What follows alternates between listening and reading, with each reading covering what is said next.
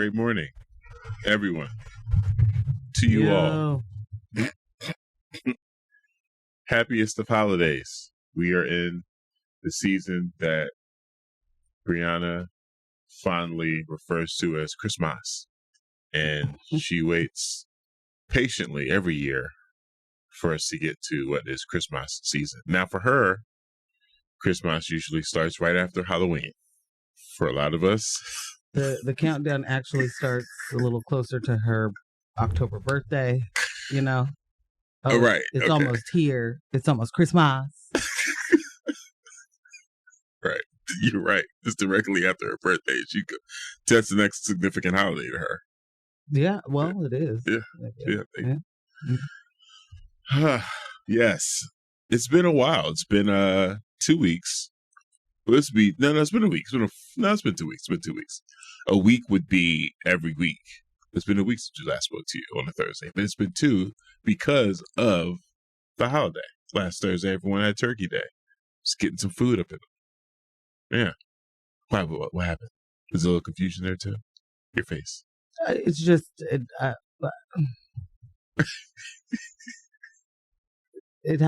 still hasn't been 2 weeks though.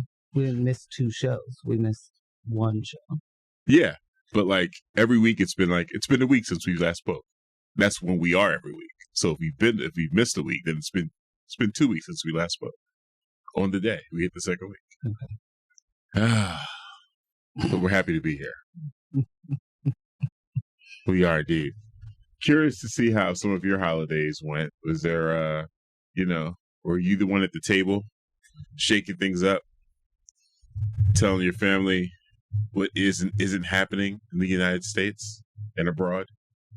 Are you the black sheep? Are you the odd one out because you listen to us? Were you quoting it? Not because you listen to us. Were you quoting any of us at all? Maybe that'd be nice. In any event, there's a whole lot going on. The winds are shifting, not just because we're getting closer to the end of the year, not just because it's post-election, but because people are taking to the streets. Mm-hmm. And things are happening in the early morning before shareholders meetings. Now, are you saying that people are taken to the street as in like nonviolent protest or? I think somewhere that may have been happening. Okay. But not what you're talking about. No. This here was some called a coordinated and targeted effort to affect healthcare systems. And it's an assassination. It's just a run-of-the-mill assassination took place. Yeah. And I'm not talking about any of that old, a bullet hit my ear. Well, that's not an assassination attempt. Because it also wasn't a bullet. That's right. It was a shard of glass. Correct. Right. No. This was different. Okay, wait. Are you just jumping in? I'm not. I was just, I'm confused. No. We're rusty. We haven't done. We are this, rusty. And so, I'm sorry. And we don't talk outside of the show. Yeah. So I have no idea. It was just in the check-in, so I rolled into it. But no, we don't have to. We definitely. I think we should do some more light talk before we get into anything like that. Yeah. I don't think we have anything on this document that is light talk. Well, but we do. There's one more thing we could mention. What's that? The January 6th Gawd. 666. Are you in a lyrical dispute with someone? Do you need legal representation? Like, come on, bro. So yeah, we're definitely. I mean, y'all know us. There's no way there's going to be any Kendrick Drake things happening where we're not gonna chime in and give you our opinions on that. So, well, and to add to Drake and Kendrick, and Drake and UMG, and like I guess the The through line I see is missing the point on purpose. We have one Andrew Schultz, who none of us deserve to know this person's name. No. Like, we didn't actually do anything wrong enough for this man to be famous and to be listened to and to be platformed. We didn't do anything to deserve this. No. There is this, and I really want help with it, because this is not like edgy comedy. This isn't, he's not that. I want to know what's funny about people. Like, what's funny in that dude's stand-ups? What's funny in his podcast? Like, I admittedly do not listen. What? To any of his shows. I admittedly do not. How dare you? Because not I have heard things and hard pass. I have much better uses of my time. Mm-hmm.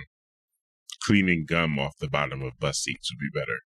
1,000%. Yeah. I told my brother he's just this generation's version of Andrew Dice Clay. He's nothing new.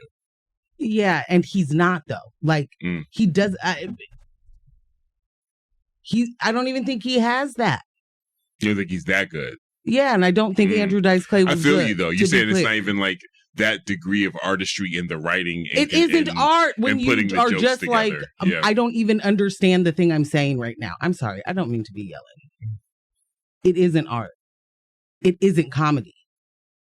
And when people who are unfunny, who have stood in front of a crowd with a mic and call themselves stand-up comedians, talk about how you can't do comedy because too woke, it literally makes my blood boil. Like, you are so bad at the job you chose.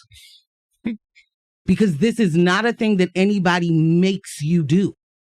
No one makes you be a stand-up comedian. Nobody makes you be a podcaster. These are choices. Yeah. It's not a calling.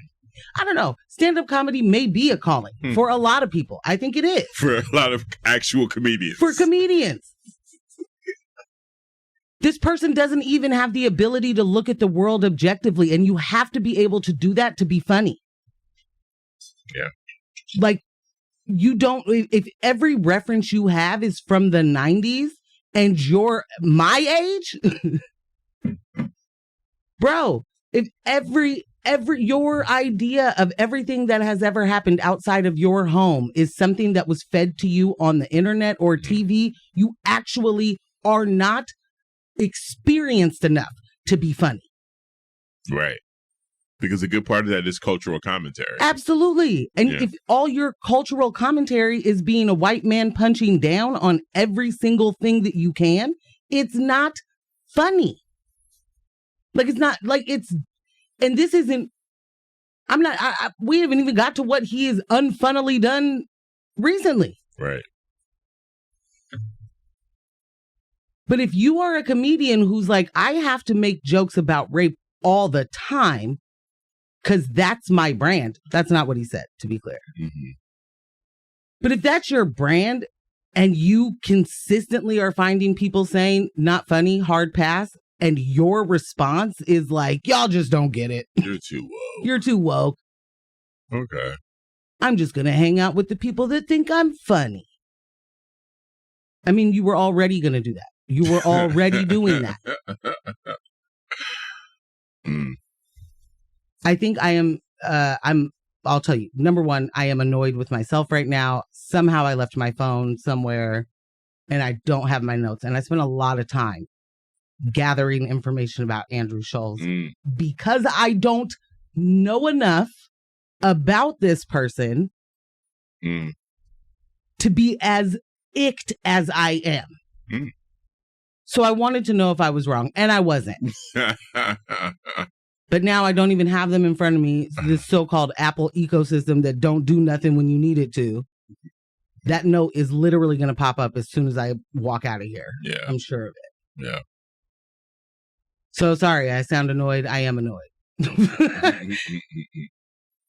But I'm mostly incredibly upset that we have to continue to pay attention to people like this, because he is in fact harmful and he is in fact dangerous. And when you have him and you have white moms like Pete Hegseth's mom, this is what you keep getting.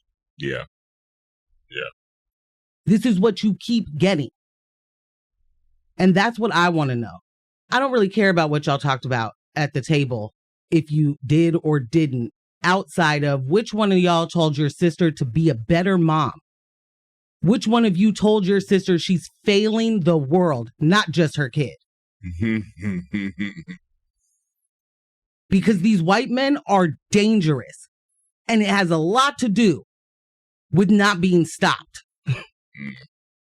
It has a lot to do with patting people on their heads and their backs and saying the things they're doing doesn't really matter. There's no reason we should even know Pete Hegseth's name or Andrew Schultz's name. I also blame Charlemagne for that one. Oh, wholeheartedly. Top of my list. We should not know these people. They should not be millions of followers deep. They should not be a part of anybody's ecosystem. Pete Hegseth can't do anything without being drunk and disorderly. Yeah, that's so wild. That's so wild. I mean, these are the people that got rich telling you the proper order and place of things, right? How if everybody just put their bootstraps to use, they too could go to Princeton. Right. They too can do whatever the thing no one should want to do is. They're the ones who want to tell you how to get to a thing that they got to because they were born. Was born of it. Continue to reap the benefit of being a white man in that tax bracket. Real talk. Do absolutely nothing for it. Like, we don't even want to use the word mediocrity. You cannot convince me that Pete Hegseth or Andrew Schultz can read.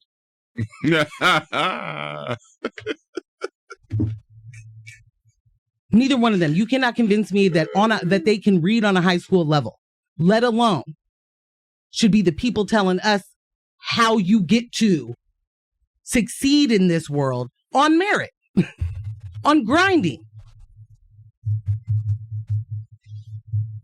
She said, "Man, can't read." What's his name? Prove it. You know what I'm saying? Like you and a couple of cue cards of a thing that you already memorized don't mean you can read to me. What was it? Something Idiots? Brilliant Idiots. Brilliant Idiots is podcast with Charlemagne. Quiet part being said out loud. Michelle said, "Good," and apparently it's morning. There we go.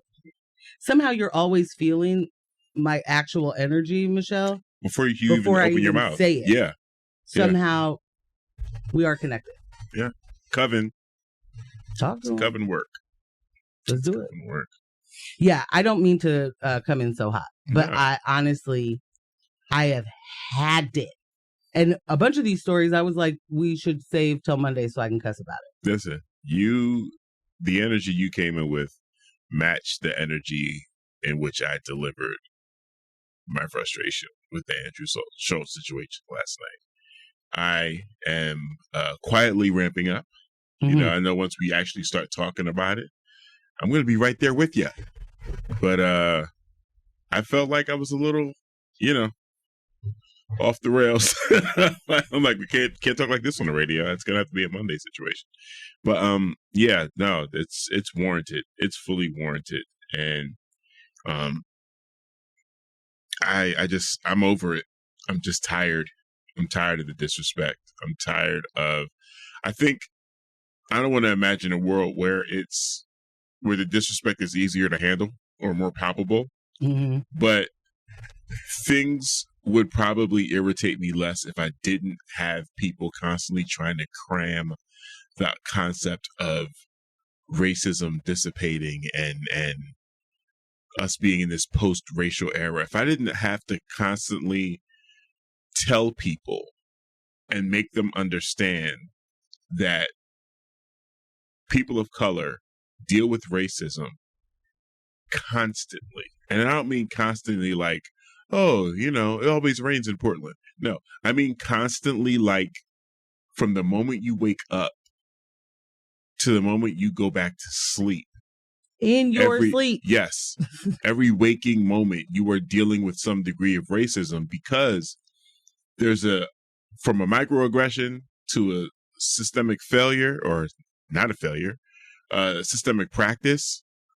These things continue to take place. And then on top of it, they're internalized, and it affects our decision making. It affects our mental health. We are living in a constant state of something that people are saying, oh, that doesn't exist. Racism is only real if you talk about it. Can I just add that it is your mental health and your physical health. And as much as we know how poorly our bodies and our minds are impacted by stress and anxiety, how that physically changes you, I really want y'all to think about that the next time somebody says something like post-racial nation. Mm-hmm. I really want you to think about that when they say things like, what laws on the books are racist? Our entertainment is racist. Like, it's not just your waking hours. It's all the time. Right. And the way that it's perpetuated and the way that it's carried out, we can talk about how being a Black mother, you are more likely to die in childbirth if you are a Black mom than like every police officer that has ever gone to work. Statistics are, we look at the wrong things and care about the wrong things. So they have made it so that we talk about how police are dying at some sort of rapid rate, which they're not, or that they have the most dangerous job in the world, which they don't. But we don't talk about the fact that none of them are dying at the rate that Black women just giving birth. It is everywhere. It is insidious. It's everywhere. So it's upsetting for me when Andrew Shultz or a Pete Hegseth get to be even mentioned, that they get to disrupt my day. I got a lot going on. I don't need this. I don't need extra white man things. I don't need your problem to become mine. And I don't need you to miss the point every time and then pretend to be the one that's smart. Like, I just can't handle it. Mm-hmm. So I realize we've now talked about and around a couple of things instead of saying exactly what has happened. So shall we with the Andrew? Sure. Do you want to do a break? Do you, Real quick, Michelle said, I initially thought this was going to be a low energy day here. But Morgan always got the energy for flaming with these incredibly dangerous men. They sent some hearts. AJ said, facts on facts. Morgan, we don't deserve you. I love you, AJ. Yeah. And I'm crying, and I did not expect to. But honestly, how are we supposed to just keep going? Like, this is entertainment to these people. Yeah. It's entertainment that man, Pete Hegseth, is about to get to be, maybe, hopefully not, in charge of the Department of Defense. Like, do y'all understand how big that budget is? It's the biggest budget in the world, not the biggest budget of an entity in the world. And this person was able to get a nomination like this after absolutely tanking 2 nonprofits designed for veterans, which he is one. Right. But like, this is what you You show up to work drunk every day. You are sexually assaulting people. You are harassing people. You are the problem at the job. You are the head problem in multiple places that you work. Right. You're a problem at home. You're a young Donald Trump. Probably sees a lot of himself in that guy. Definitely. That's the man for the job. You're a problem everywhere you go. And again, can't convince me that dude can read. Mm-mm. You cannot. Not beyond an 8th grade level. Mm. I don't care that he went to Princeton or whatever Ivy League school he went to before he went to war. It always kills me, Ambush, how anybody goes to war and comes back radicalized for America. Like, I do not understand that. Y'all go and you see it. You see it. You're a part of it. Right. And you come back like, hell yeah, brother. Right. More of that. Send me back. What did he say? He picked me for my lethality? You wanted me to bring lethality to our military. Because we aren't doing that already. Right. Because we aren't already that thing. We aren't already a global empire. I guess empire is the wrong word. An imperialist force. Yeah, we're on the way though. We're making those attempts. We're putting our bids in. I would suggest running through the topics, jump into a music break, and then come back. That's what my suggestion would be. Handle your scandal. All right, so we're definitely going to talk this Andrew Shultz situation. We've already started talking about that a little bit there. Wanted to let you guys know we will be talking about the UMG Drake lawsuit situation on Views of My Fiancé, upcoming episode.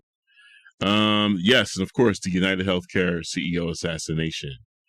That's what I meant a little bit earlier when I said, people are taking to the streets. Times are changing. Things are looking a little different out here. That was major. That was, whoa, this is where we are now. Of course, Pete Hegseth, there's even more information since you initially wrote the story that came out about this clown. So we're going to be talking about that. Former Trump advisor says Wicked, yes, the movie, is racist to white people. Well, duh. Okay. Bet you didn't know that about that. And Mr. Send Nudes gets a pardon. Gets daddy to pardon him. So that's what's on the docket for today. Will we get to all of it? Probably not. But hey, that's what Mondays are for. But yeah, we're going to hop into a music break real quick and catch you guys on the other side. And you are back with News My Fiancé, Morgan Jones and DJ Ambush, right here in your face, in your ears, coast to coast, online, galactic, multiverse. Oh. We're everywhere. Also, Manzanita and Rockaway Beach. X-Ray FM. Nailed it. All right, so I think we jump into Andrew, and I'll give a little background. For anyone that hasn't heard his name before, hasn't heard us talk about him before, I know we talked about him most recently when a group of duo of podcasters that we follow, Issues and Gigs, were on their American tour, and they were on Andrew's show, and he cracked what he thought was a joke, disparaging joke about black women. And these two gentlemen are black, again from the UK, and they took a lot of flack for the way they did not handle that situation. Their inaction. They laughed. They looked uncomfortable. Yeah. But they did not check old boy not once. Now, Morgan surmised came up with a pretty good strategy that I bought into and still do, that was a setup. And he played the mess out of them. He really did. And part of that could have possibly, actually, there's more credence being led to that now with the continued attack on black culture, black women, Black people, that for everything that podcast stood for, especially with their large support from Black women, that, yeah, it would make sense that Andrew would want to chop that tree down. And he successfully did that. They issued an apology, and then they deleted the apology. Well, they issued an apology and then were ridiculed by Andrew and his show for apologizing to people that have nothing to do with Andrew Schultz. Yeah. Not part of the conversation. They didn't apologize for him. Right. They didn't apologize about him. They apologized about their own behavior in that moment. And then they were ridiculed for it. And I'm not saying that's the reason that they deleted it. I don't know. I think part of it was also him doing the whole, you had an opportunity to get this edited out. And then you didn't. Again. Mm-hmm. I think that he's a saboteur. Yeah. I think he's a saboteur and a leech and a mediocre white man who is only known to any of the Black people I know because of Charlemagne. Right. And we don't even like Charlemagne. We don't over here, guys. We don't, to be clear. Yeah, let me be real clear. Charlemagne does not get any high fives from me. Not a friend of the show at all. And you over here like Oprah, just feeding us the worst of the white people. Yeah. So. And these cosigns matter. Sorry. Absolutely. They absolutely matter. Absolutely. That's the way that we end up knowing who this dude is. Sorry. No. I'm glad you mentioned that point because I probably would have, wouldn't have gotten to it. Maybe later. I don't know. The cosigns matter because what is a cosign for you? And it might be different for different people, right?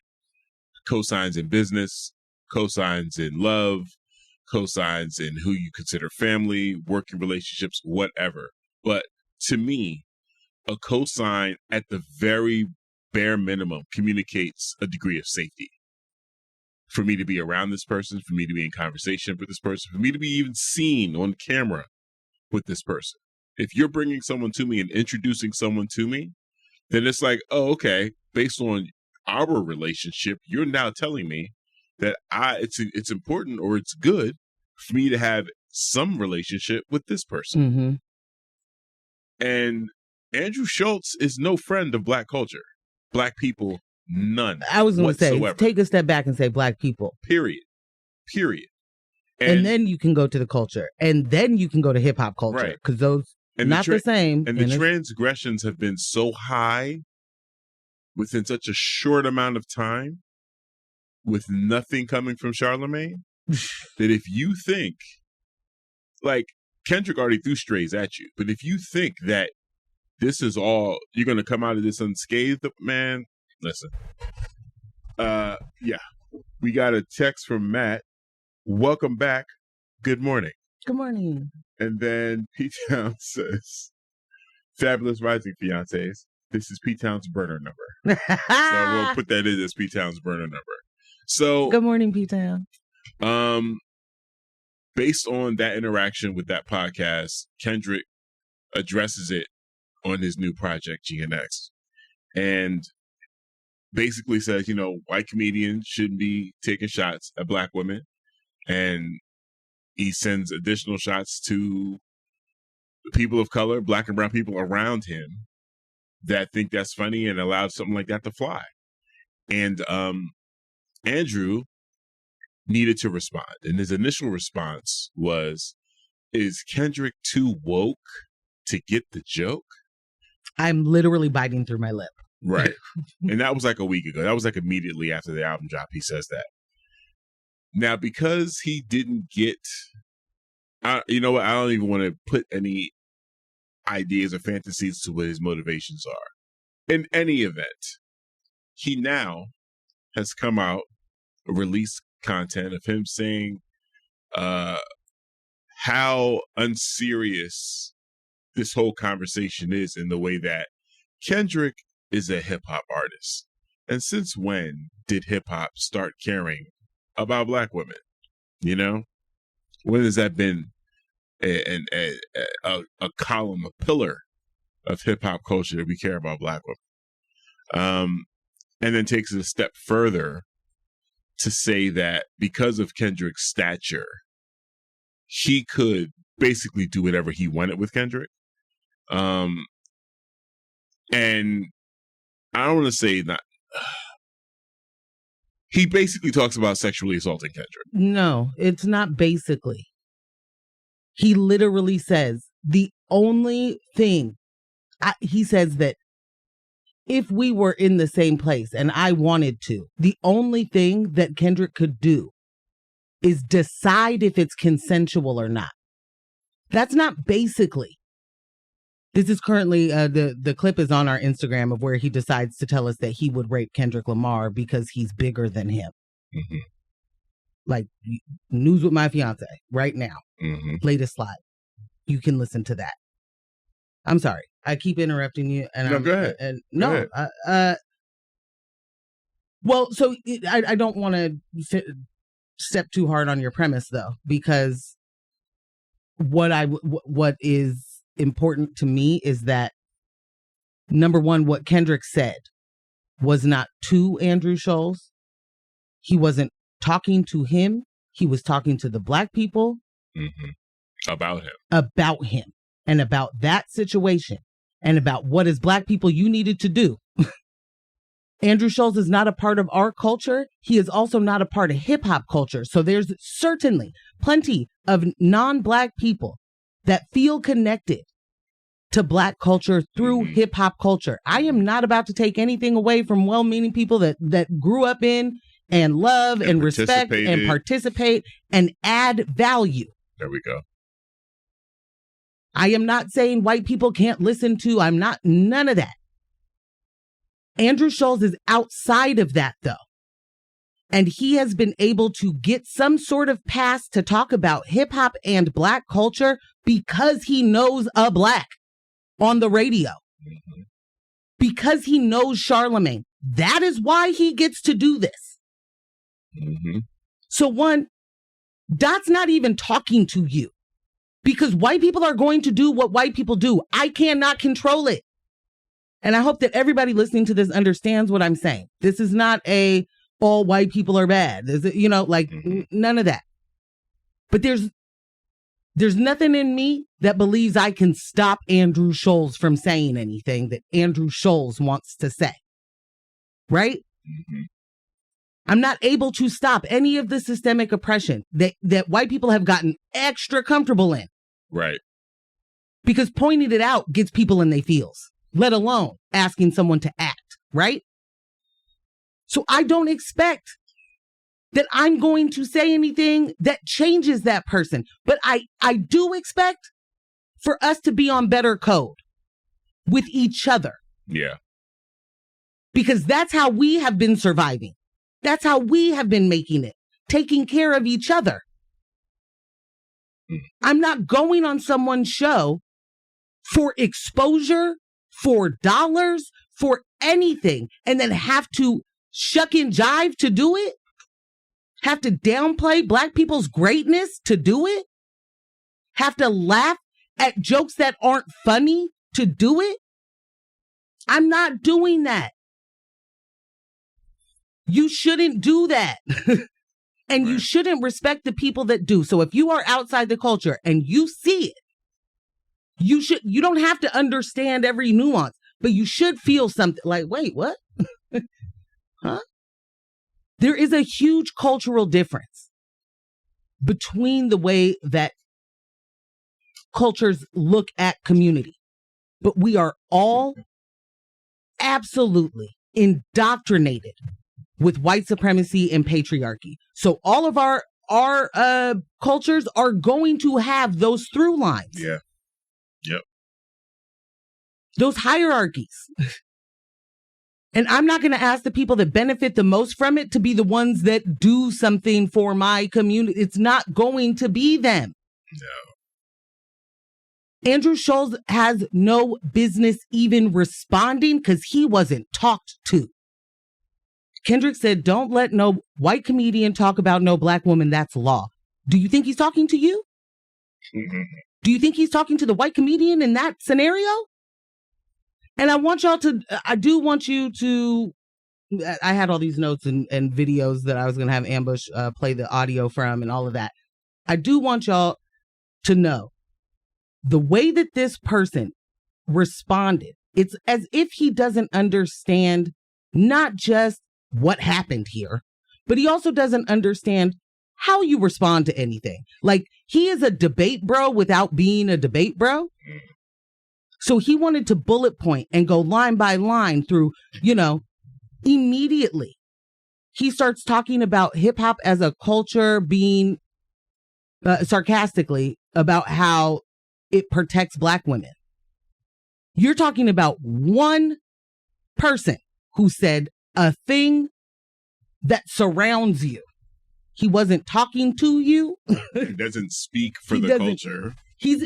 But he's not even trying. And that's the part. So when your response is, oh, a rapper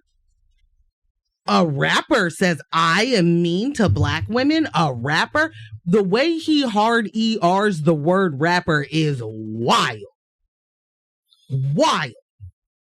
All of a sudden, this is the most disgusting thing. You can't believe it. You're the only reason that you are here and able to talk about anything Black right now is because you snuck in the back door with someone else who was doing hip hop culture commentary. Right.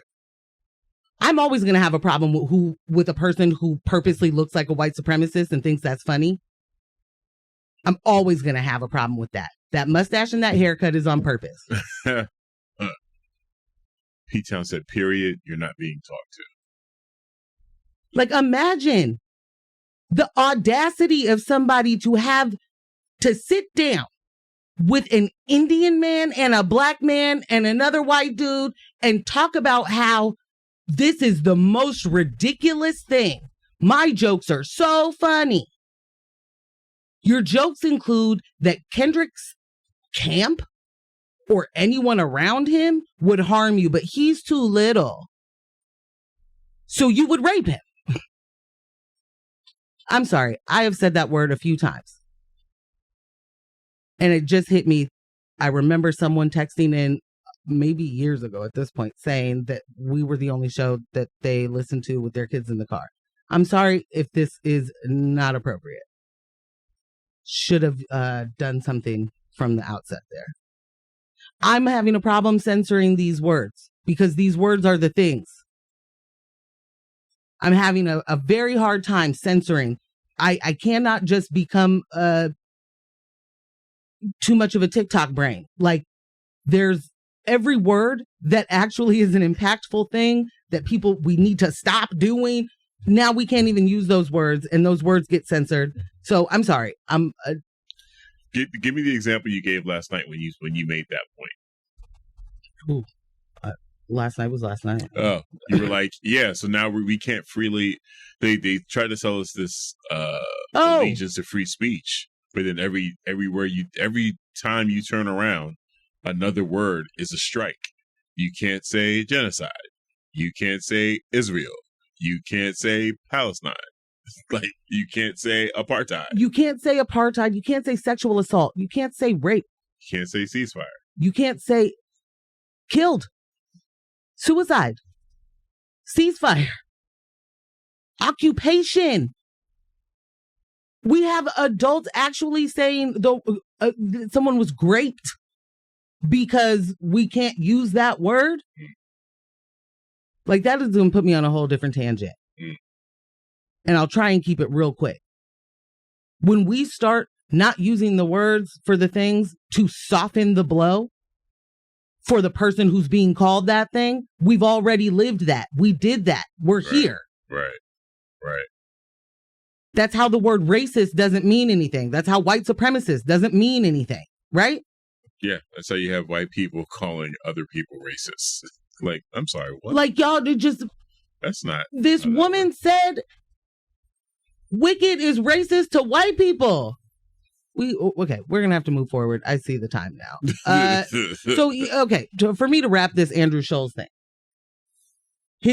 His way to respond is to respond to everything that was not said to talk around everything, and then to threaten to sexually harm someone. Yeah. That's his response to, you shouldn't be talking about Black women in a disparaging manner because you don't have any business here. And again, Kendrick didn't even say it to him. He said it to the Black people that should have checked him. Can you imagine how disgruntled and how offended he felt to have someone say, hey, you should not speak disparagingly about Black women. And his response is, I will sexually assault you. Like, just that's it. You're going to tell me I cannot disrespect Black women? You know what you deserve? A little more than me than you asked for. Like, that, okay. And so to your point, and, you know, we I think we totally align on this. It's far more about the people that the conversation was intended for. The people of color, the Black and brown people in Andrew's orbit. I am not going to blame a wolf for being a wolf. I'm not going to blame a shark for being a shark. I'm not going to blame an insensitive, racist white man for conducting himself as an insensitive, racist white man. Because I'm not in culture with him. I'm not in community with him. It's very easy for me to just turn people off and be like, oh, y'all talking about Dr. Umar too much. Y'all talking about Tariq Nasheed too much. Y'all talking about Andrew. Why? This is a choice. I don't have to engage in this person. I don't have to see this person. I don't have this person's number. We don't have to text. I don't have this person's email. I can block them on social media. Like, this person doesn't have to be in my life at all. But for those that choose to traffic in it, here we are. We're forced to deal with an Andrew Shultz. Right. But, like Morgan said, Kendrick recognizing who Andrew Shultz is did not speak to him because he's going to exist. And there are many more like him existing all over the place, everywhere we turn. It's about, like you said, how do we protect each other? How do we survive these situations? And I'm going to tell you the truth, y'all, family, fiancés, what's coming, the regime, the takeover that's going to happen with this next Trump presidency, if you haven't learned yet from marginalized people and people within your community that have been forced to rely on each other to survive, you're going to learn today. You're going to learn today. These next 4 years and everything that comes after it will be a lesson on relying on community, on knowing who you can and can't trust, on who should and shouldn't be co-signed. Because things are going to get real sketchy, super sketchy. But yeah, like, I have nothing for Andrew Shultz. I have everything for that Black man on that couch. Everything for that brown man on that couch. Every and anything for anyone I see on Twitter, Blue Sky, Instagram, that says, oh, y'all just can't take a joke. Tired. Yeah, that's who I have energy for. That's who I got action for. That's who because now what you're doing, you're using your identity to traffic this other person's racism. Hello. And if that's what you're into, hey man, go do that somewhere else. Go do that somewhere else where you can be clearly identified. Go hang with the Proud Boys and do your thing. But I don't need that over here. I don't need that at all, anywhere near me. So it's amazing to me just how much these particular people are able to get famous or known by the hands of Black people, by the hands of Black audiences, and then be like, Black women are awful, right? Like, what? What? I used to talk about Jack Harlow like that. Honestly, I was thinking about the dude Akash, the Akash Singh, who is the Indian dude on his show. Oh yeah. You were on Wildin' Out. Was he? Wow. Matt Rife doing, it's the same thing. It's the same thing. Wow. It's the same thing. I did not know that. The reason it's so tiring is that it's just absolutely amazing to see people pretend to be in community with you in order to get known and then turn around and do white supremacy talking points. That dude, Andrew Schultz, said, if we're talking grammatically in English, then he's basically saying that all white comedians can say anything they want about black women. Like, my man, be for real for once. That's how you can talk when you haven't been punched in your mouth. And this is the thing that I don't know how far I get to go on certain things. This is why I'm kind of like not even want to talk about that CEO story, because I got opinions that I don't think you're supposed to share. Yeah. Too many people walking around not getting popped. Period. The fact that Charlemagne hasn't popped that man in his mouth or any of these other ones in their mouth is the entire reason that Kendrick had to say anything in the first place. Right. It's gone too far. It's gone too far. And it's been our entire timeline. Do understand. There are just ebbs and flows.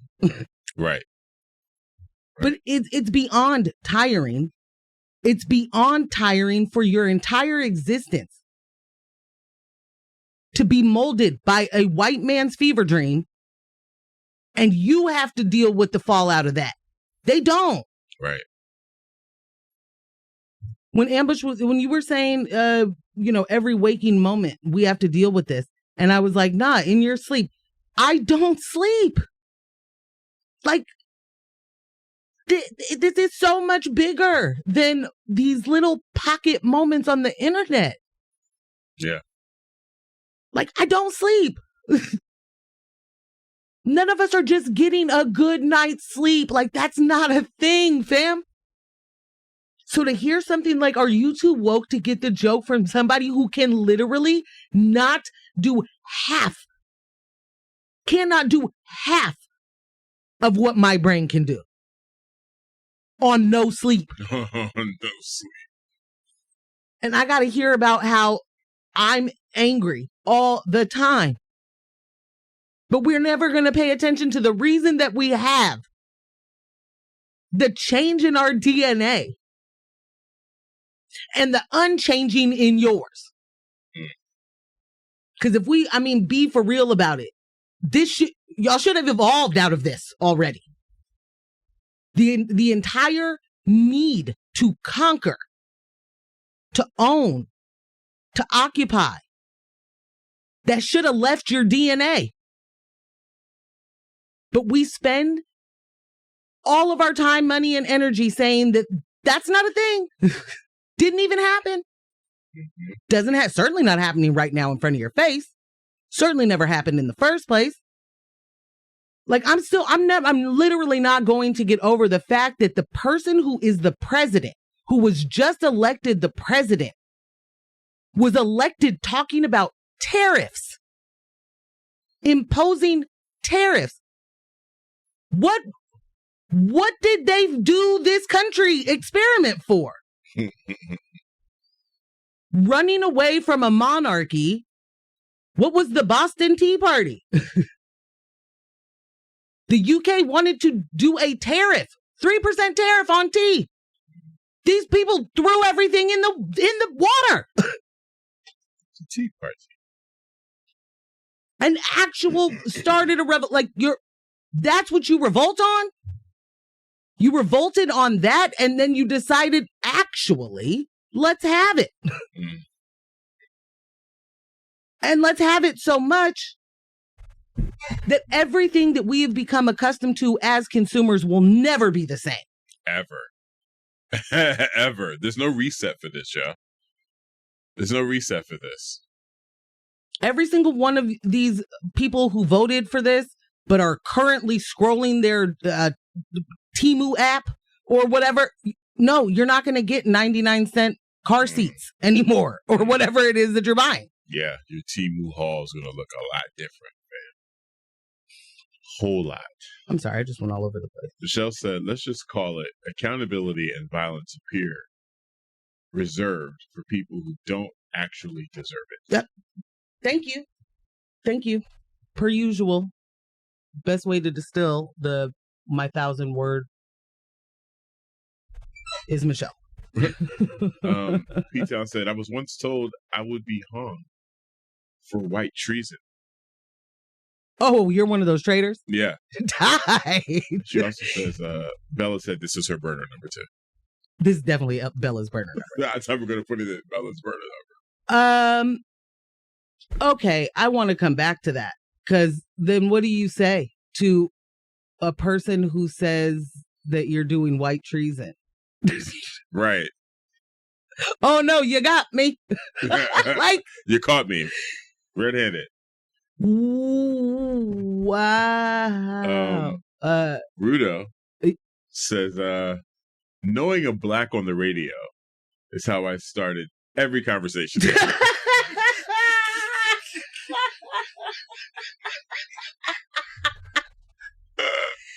Damn it. Sometimes I just hand him things and I don't even mean to.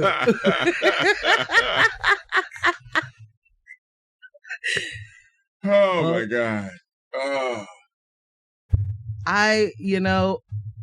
That's some really good ones. Just like a gaggle just came through. AJ said 55% of folks don't know what they're voting for because they can't read. That's why they don't know what tariffs are or what the Boston Tea Party was. They probably thought it was a day party. Yeah! It was a do-over. AJ, chill out. AJ! I'm literally beating the desk. It wasn't a day party. It was a day party, obviously. Sponsored by Adidas, I bet. You know? Oh, not a day party. Dag, that was funny. This is a terrifying stat, though. 55% of Americans not being able to read. Like, fam. Yeah. Fam. Yeah. John says, I have said it for a long time, even though I don't condone violence. There was a time of fighting words where if you said certain things, you get dragged out into the street and get beat. And everyone will be like, yeah, but did you hear what he said? John, it's that.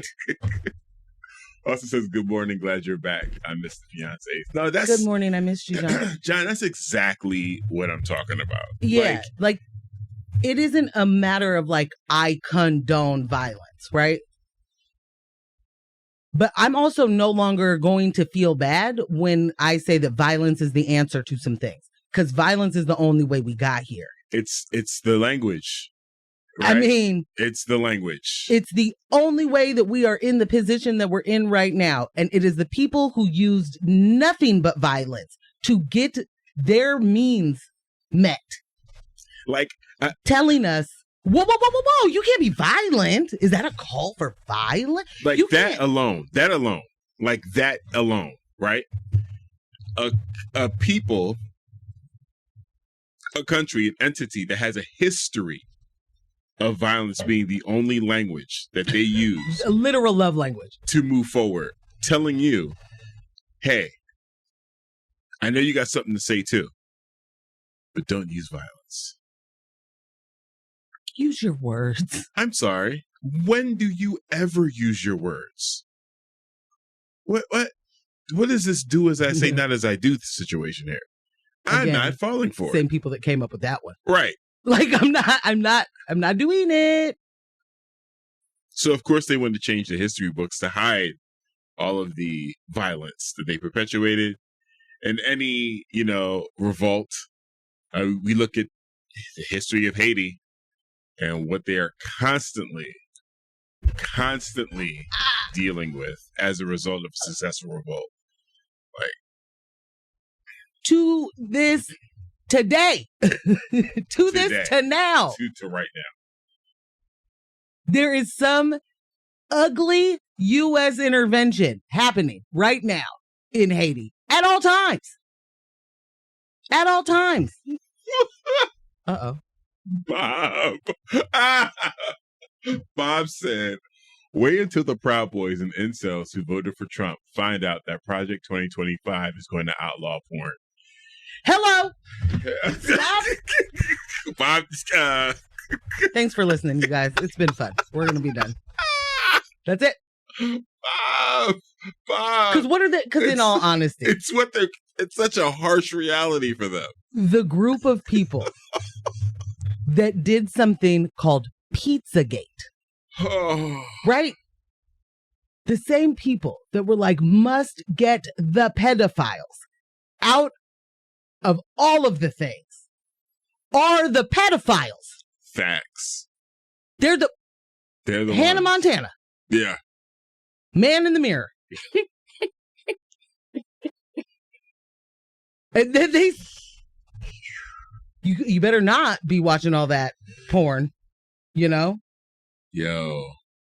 That's Mike? super real. Which is the one whose son holds him accountable? Is that the Speaker of the House?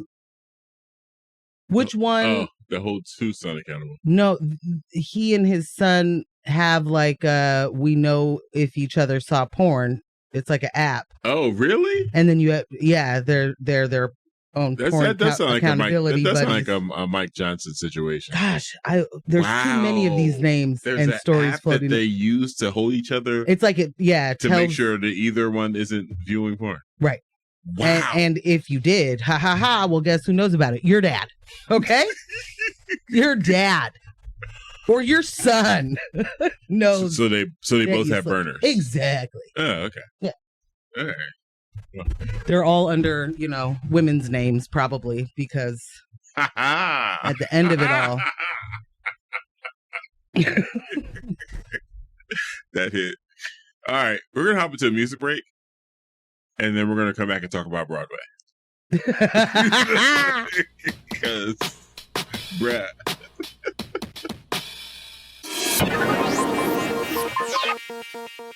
Look, we are back in the building.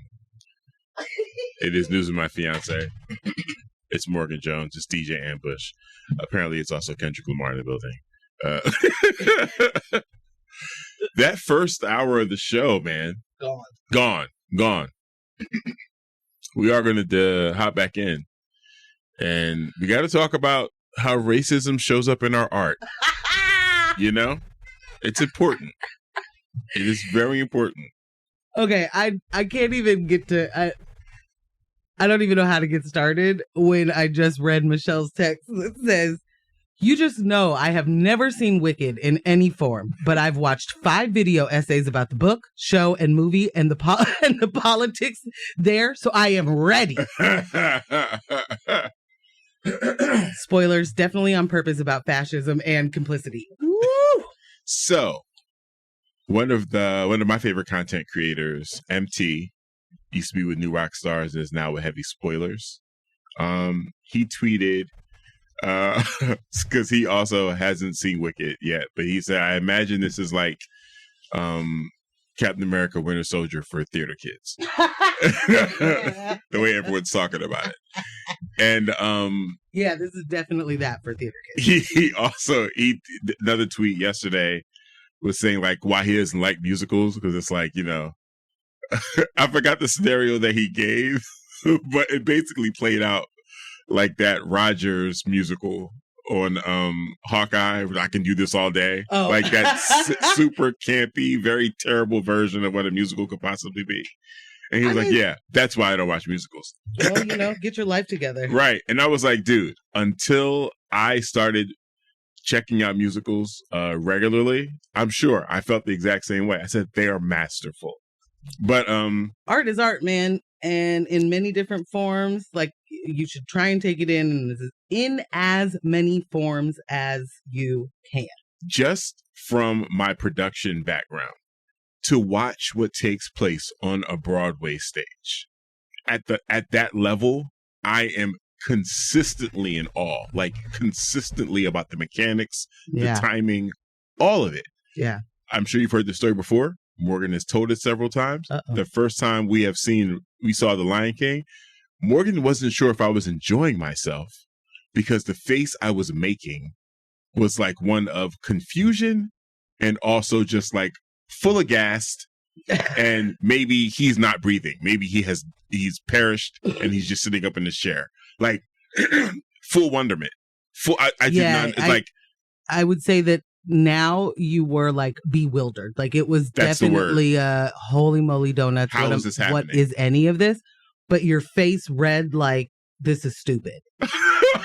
Like I could not tell. And it's like Ambush is real spoiled when it comes to theater. Yeah. Oh yeah. Real spoiled.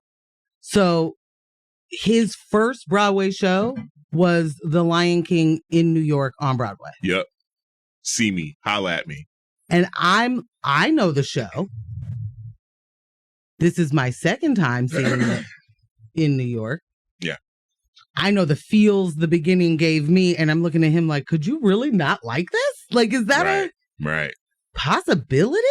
And it wasn't. The whole time I'm knocked off my feet. So.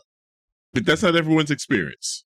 Certainly not. Yeah. And I'm not, you don't like musicals, you don't like musicals. I'm not mad at you. You don't like theater, you don't like plays. Hey, I think that you are missing out, but that does not change my opinion of you, right?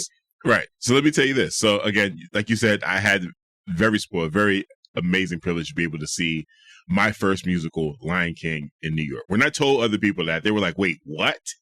Then I had the earth-shattering pleasure of seeing Wicked. Fam, okay, so first off, there was already a film with Mila Kunis, and I can't remember, it's not Franco, or maybe it is Franco, that does another version of Wizard of Oz. And it kind of overlaps. The Great and Powerful Oz, I think it's called. Yeah. Love that joint. Because, again, I'm so familiar with the original that anything else that you can give me, any additional backstory or supplemental, lore, give me more of that lore. Like, ooh, so that's what really happened? So when I saw Wicked, I'm like, this is off the chain. Run it back. No talk back. I'm sitting here, start the show over again. This is so good. And then I saw the trailer for the film, and I'm like, oh, no, this is over. Disney runs the planet. They're going to make so much money off this. This is going to be amazing. Gina Loudon disagrees. And part of me thinks she didn't even see the film. Gina Loudon criticizes the Wicked adaptation, claims it's racist against white people. MAGA media personality Gina Loudon has sparked controversy by criticizing the film adaptation of Wicked, labeling it offensive and racist towards white people, speaking on her show on Real America's Voice. Loudon mistakenly identified pop star Ariana Grande, who plays Glinda in the film, as obviously Hispanic, despite Grande being of Italian-American descent.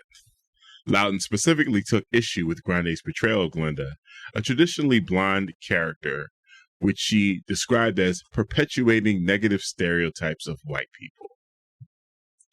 Loudon argued that the film's narrative reflects a broader woke agenda from Hollywood, dismissing its success, nearly $165 million in its opening weekend, as irrelevant.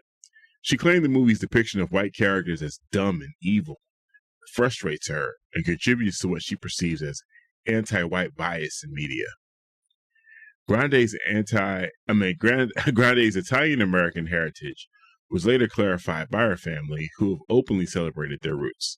Loudon's comments have drawn criticism for perpetuating misinformation and fueling divisive rhetoric. Quick question here. Yeah. She claimed the movie's depiction of white characters as dumb and evil, and it frustrates her and contributes to what she perceives as anti-white bias in media. I want everyone to pay attention to that last part. Anti-white bias in media. This is coming from a white woman in media. This is coming from a white woman in media.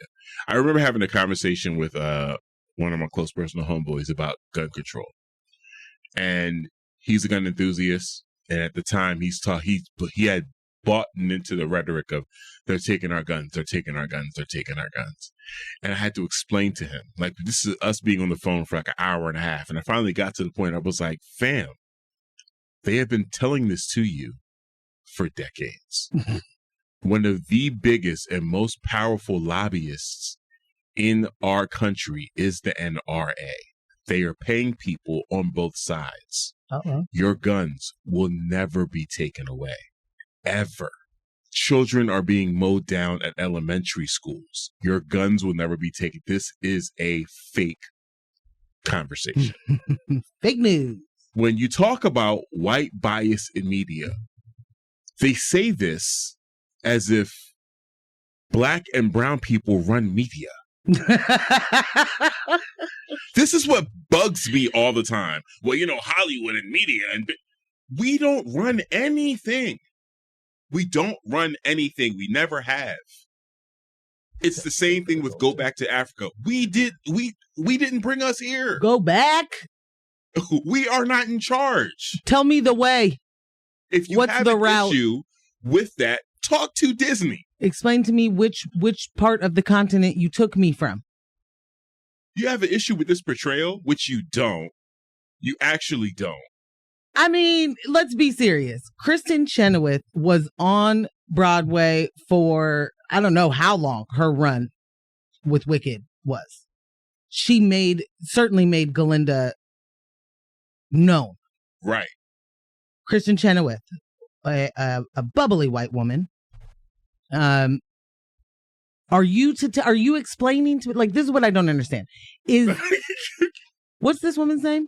Gina Loud. Is what Gina's saying that the character is in fact different?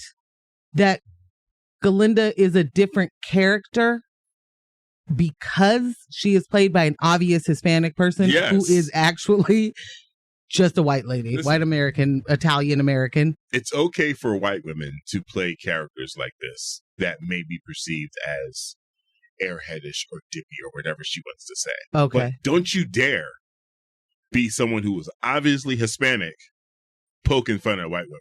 So, I just want to make sure I understand this. It is not the character being any of the things, and it's not the character being a semi-villain. It's that in her mind, a non-white woman played that character. Yep. How dare she? That's wild. Does she know that Ariana's last name is Grandy? Does that change anything? No. It should. Because that's not Hispanic. No. And it's not obviously Hispanic either. Grande. And I feel that Gina, who is very obviously having her grande non-fat pumpkin spice latte right this second. Right. I think she knows the word grande is not coming from, I don't know, Mexico, is what I would assume is her thought of what Hispanic means. Yeah.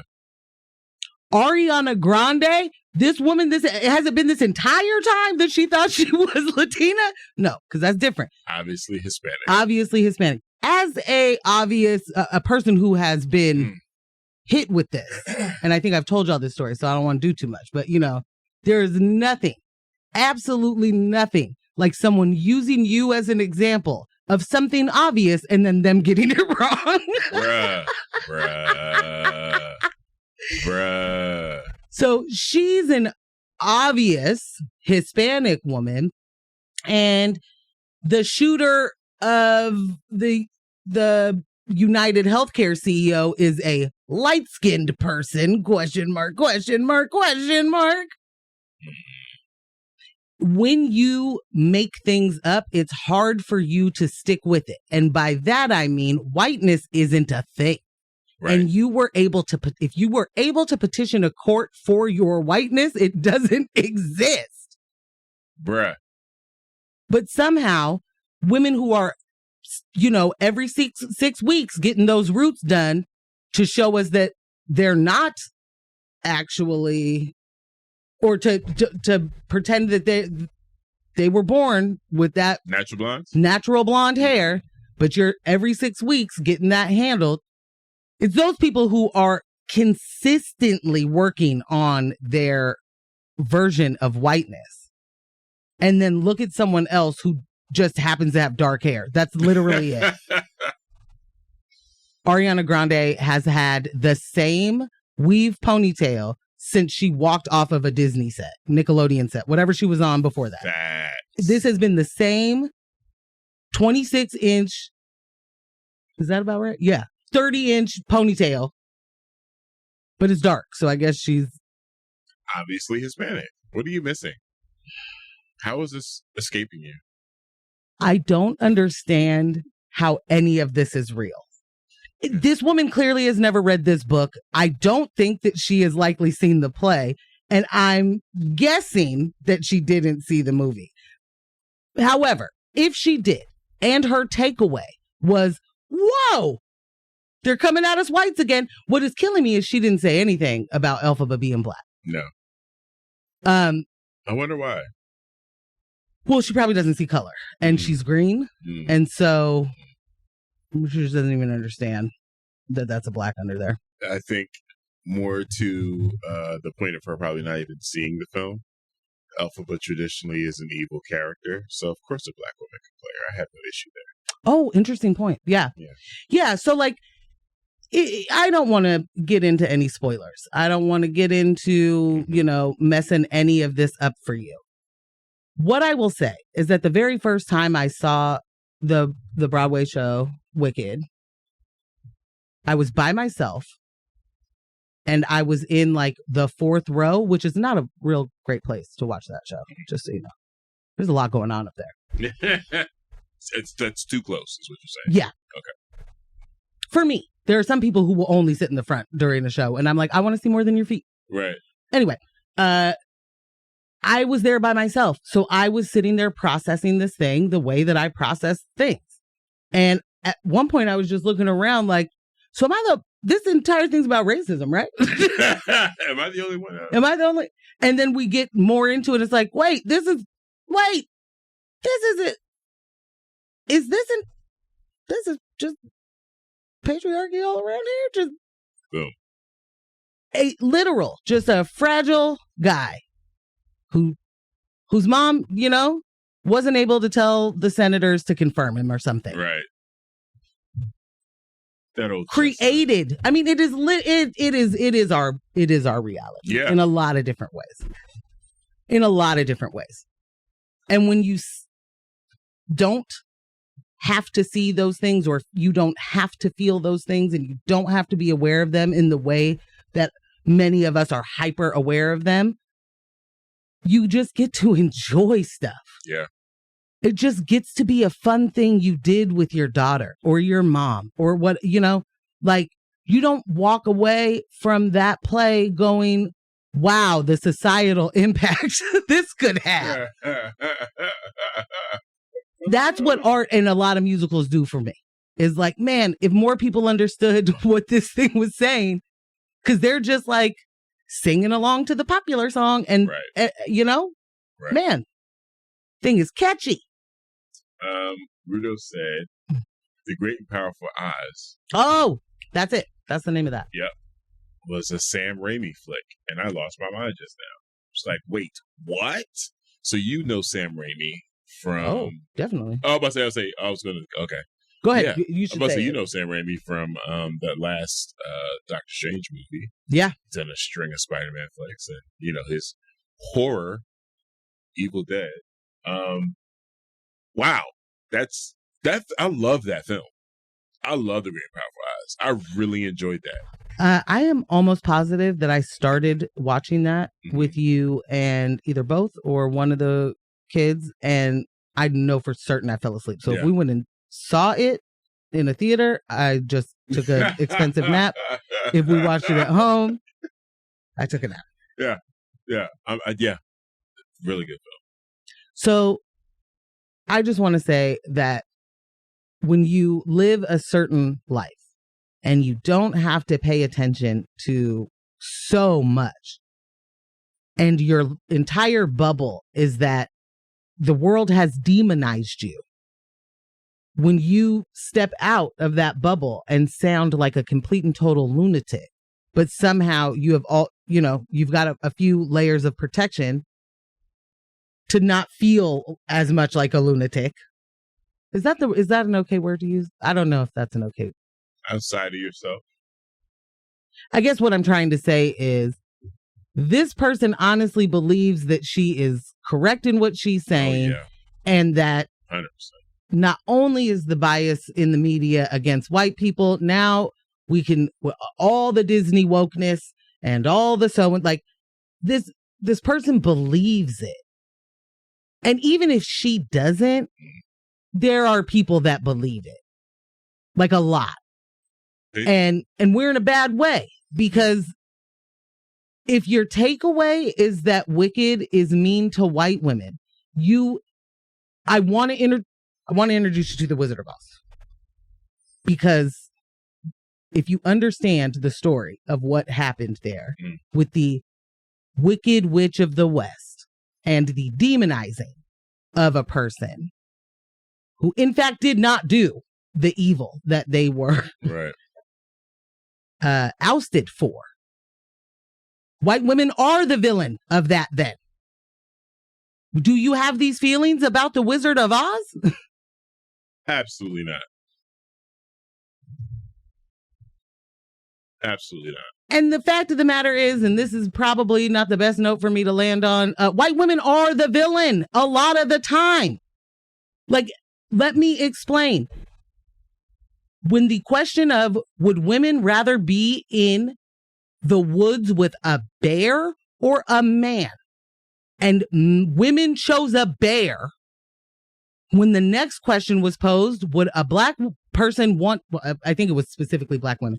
If you're a black woman, would you rather be in the conference room with a white man or a white woman? And they chose a white man every day. This is the moment. So if you are a white woman and you heard I would rather be stuck in the woods with a bear than a man, and you were like, yes, same, totally understand that. You are the white man in the other scenario. You're the scary man in the other scenario. Obviously not all. Obviously, probably not many of the fiancés listening. But your sistren, your homegirls, your moms. Like, what do your kids talk about today? If it's anything like this is the kind of thing that needs to get nipped in the bud yesterday. Fast. Because that woman is a grown up. Gina is a grown, big age person. Grown. Out here saying the darndest things.